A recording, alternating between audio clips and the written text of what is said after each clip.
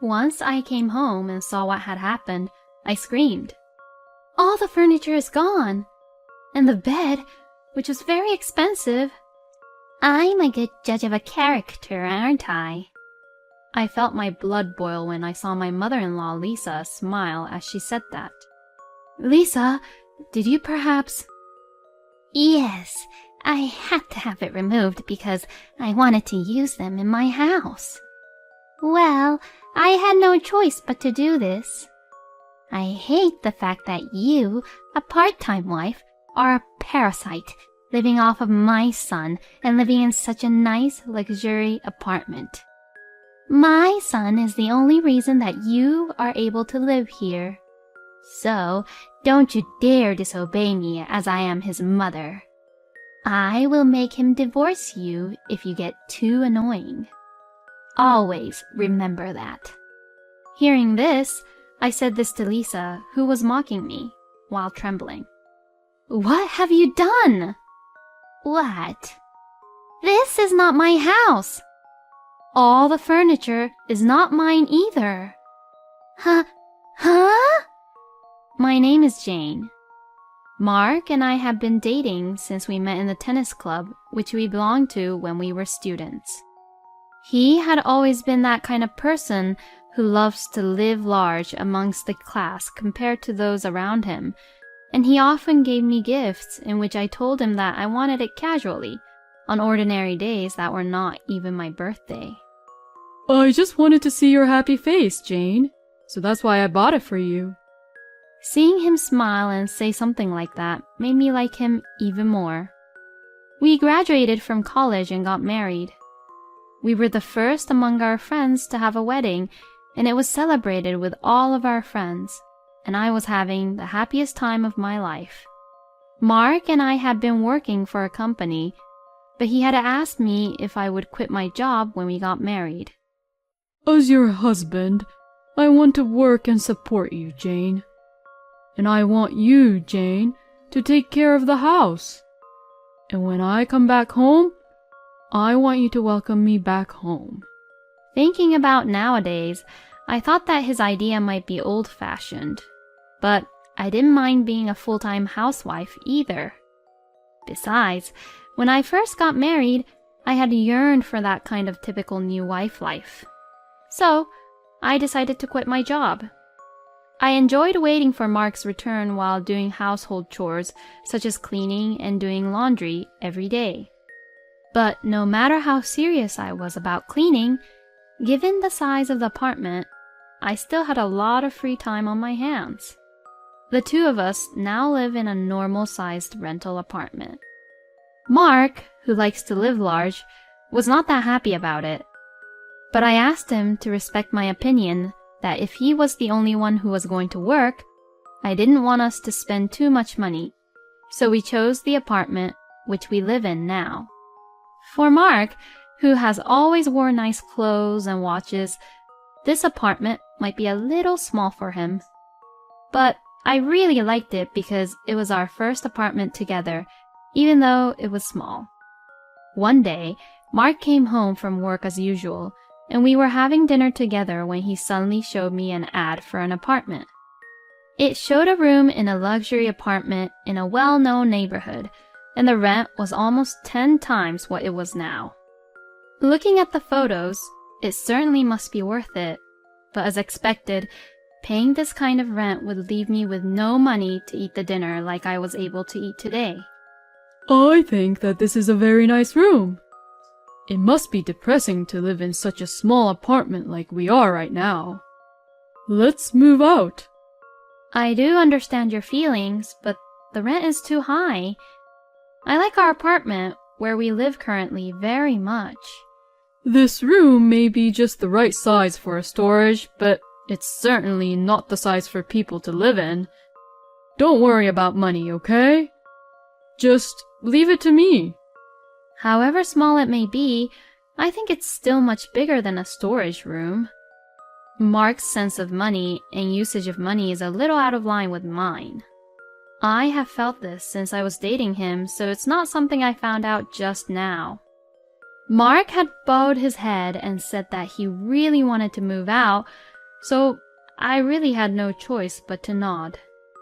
All right, if you insist on it so much, then let's move. Thanks for adjusting to live in this apartment for me until now. But I also want to help you with money, so can I start working part-time? I'll work shifts so that I can make dinner by the time you get home, Mark, and besides, I'm bored just staying at home, okay? No matter how well off he is, with the salary at the company Mark is working for now, I don't think he'd be able to even cover up for the rent. I'm sure he has some other source of income, but I'm still worried.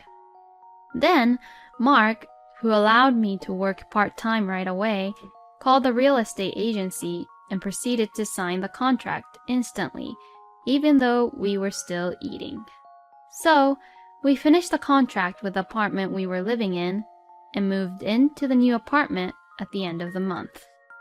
We moved everything we had in the previous apartment so far, but we still had a few rooms available.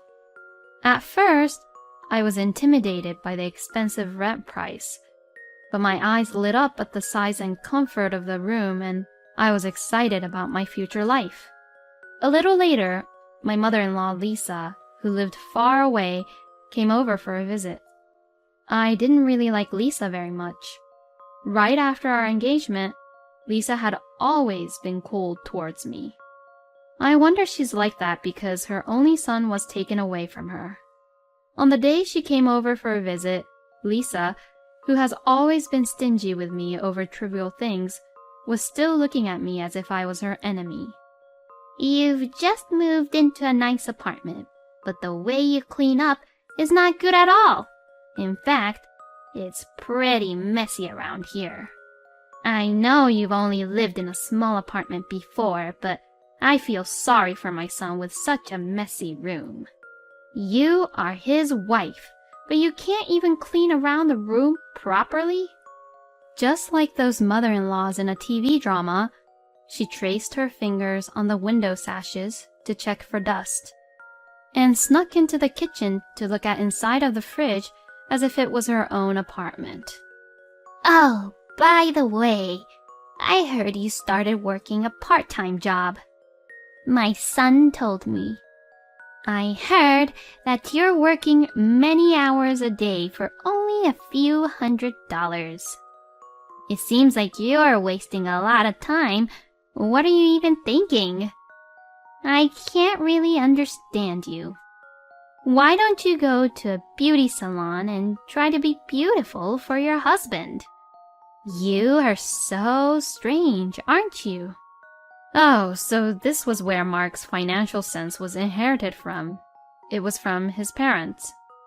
Of course, if I had money, I would have already went to a beauty salon and also bought a lot of cute clothes. But I can't depend on Mark's salary forever. And I want to spend my own money on my own luxuries. I could only smile fondly at Lisa's words, since she and I couldn't really understand each other. When I talked to Mark about it, he just laughed and played along, but he wasn't really on my side. Little by little, my frustration kept on building up in my heart. Then, Lisa came to visit me at the apartment many times and repeatedly bullied me, and kept on boasting about how financially well off she was compared to us. At first, it was funny to see how she kept on coming over after when we had moved to a better apartment, when she didn't come over to visit us at our previous apartment at all. But I couldn't really stand her anymore, since she came over so frequently. When I told Lisa that she had been coming here too often recently, she turned red and screamed. I'm Mark's mother, you know. And this is Mark's apartment. Then, there is nothing strange about me being here, is there? It's rather strange for a poor person like you to be here. I passed by your neighbor a while ago, and she was a very nice and classy lady. Unlike you, of course. I was so embarrassed. I was so embarrassed that someone like you was my son's wife, not a wife like her. Lisa's sermon continued into the night and finally ended when Mark returned home. I'm sorry, Mark. I didn't even have any time to prepare dinner, so can you order something? I'm going outside to take a little break for a while. Huh? No dinner? What have you been doing this whole day today? Mom came here because she was worried about you, Jane, so you should be taking care of her. I'm going to spend the night out today. There was a cheap and comfortable hotel in the neighborhood. Mark saw my exhausted face but showed no signs of worry. And Lisa only uses me to relieve her own exasperation until the sun goes down. I had no place to rest my mind and heart. Mark, without paying any attention to me, started talking with Lisa about ordering food. And with that, I ran out of the house. The next day, at around noon, I came back home. When I looked at the front door, Mark and Lisa's shoes were gone. It seems like Lisa had gone home. I was prepared to hear Lisa's sarcastic voice again. So, I was a little relieved, but I couldn't believe my eyes when I went straight into the bedroom. The bed that had been in the bedroom was gone. I thought that a thief had stole it, but nothing else had been taken, and no one would steal that much, no matter how expensive the bed was. I decided to call Lisa and ask her about the bed. Lisa seemed unconcerned and said that she had taken it home with her. What? You have something to say about that? For someone like you, that bed was too luxurious for your taste, right? So that's why I got it. It was still clean too anyways. You can look forward on using the second-hand mattress that I'm going to give to you later on. It's a little torn, but I think it's just right for you. Lisa was smiling at me on the other end of the phone, and I lost my patience. To Lisa, who has been looking down on me forever and ever, I replied with a big smile saying this. Oh, I don't need it. Why don't you dispose of that garbage by yourself? Besides, you took someone else's property without any permission, and you didn't even apologize. What? You're being so arrogant and cocky.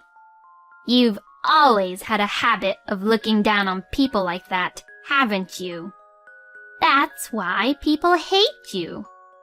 Don't you get told often that you're miserable? Say as much as you want, but I'll have my bed back soon. As I've been saying, your things belong to Mark. As long as Mark doesn't say no, I'm free to use them whenever I want to. That bed is not ours, Lisa. At my words, Lisa was silent for a moment. What do you mean? I decided to tell her the whole truth, as Lisa sounded very confused. I am divorcing Mark. Oh, really? I guess you finally know your place then. So, all my furniture has been moved to a new place and is not in this apartment. That bed is from a company that rents them out. It's rented? You rented a luxurious bed for such a temporary thing? You lousy woman, squeezing Mark's money out of him until the very end. No, it was Mark who chose that bed. He is a man who really liked to look good to others. I'll tell her all the truth about Mark before I say my goodbye. I decided to tell Lisa about Mark's side that she didn't even know about. Mark had money since he was a college student, but that was easy money that he had collected by borrowing money from his classmates and friends. He wasn't rich at all, but just a fool who spent money without thinking. It's true that his parents were rich, but that didn't matter when he graduated college and started to earn his own money. Mark's current salary that he gets from work is probably less than half of what he pays in rent now. He still borrowed money from his friends and secretly went to casinos to gamble and earn money. Even so, his spending spree continued to grow as he attracted attention by having a more lavish wedding than anyone else and moving into a more luxurious apartment. With his desire to only look good around others, he even went to the trouble of ordering a luxury bed from a furniture rental company. In the end, Mark was just a pathetic man who wanted to be just rich. The reason he made me quit my job and be a housewife was also for the sake of opinions from other people. Yesterday, you told me, Lisa, remember? That the neighbor's wife was a wonderful person. Well, that's what Mark said to me last month too. He said, you should be like her too. And he also said, if you aren't like her, I would look bad too. He said this with a kind smile, just like when he used to give me presents. So that day, I showed the divorce papers to Mark. I was really at the end of my patience. You have done a lot for me, Lisa. Please be prepared for that bed. It's quite expensive. I will contact the management company, so I'm sure they will contact you soon, okay? What? Wait! Isn't it your fault for not explaining? Come and get it at my place right away. This is an order. You should at least listen to your own husband's mother. I am divorcing Mark, so you are no longer my husband's mother, Lisa. You're nothing but a stranger to me. I told Lisa once and for all and let out a small breath. Also, if you still want to visit this apartment, you'd better do it soon. I have reported Mark's large debt to the real estate company, so it may be seized by the company soon. If he does get evicted, I hope he can at least rent a room with a bathroom. At my words, Lisa dropped her cell phone without a word. Without waiting for an answer, I hung up and set the phone to block her calls. Good. I guess that's the last of the cleanup before the divorce. I left Mark's apartment that day. Later, I heard that Mark was kicked out of that room. I heard that until the very end, he had been fussing that he was well paid and would soon finish paying off his debts, but he was evicted instantly. The company kindly introduced another room for a very low price for him, but it was about half the size of the first apartment that we lived in. The friends he used to borrow money from have kept their distance away from him, and the only thing weighing on him is the bill for repayment to his friends. As for the bed, there seemed to be some scratches and torn pieces of fabric when Lisa took it out without permission, so they had to buy the bed in the end. I think the total cost was less than $10,000, but it wasn't a price that could be prepared easily. And even Lisa, who was very fond of her son, had grown apart from Mark since then. Mark apparently told Lisa that he worked for a very prestigious company and was well paid. Mark was sending his parents several $100,000 every month, all of which he gathered through gambling or borrowing money.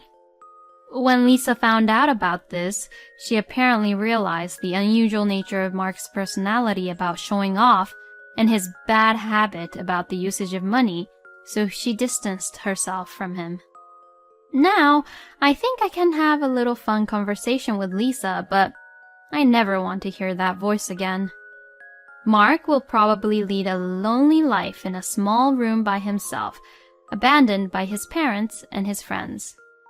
I was alone in the small room I had moved into and stroked the small cactus I had placed by the window. I have no money now because I only work part-time, but I will start working again and save up some money. I didn't have to look good, and I would be able to live a full life with myself. I was relieved to know that I had my own freedom and that I could live with a cactus in my room, even if it wasn't a luxury apartment. I'm still glad that I took action, even though a lot had happened in a few days. I think I will get some delivery today. It's a bit of a luxury, but oh well. Such a small luxury is what true happiness is all about. With this in mind, I was excited to choose which delivery to order.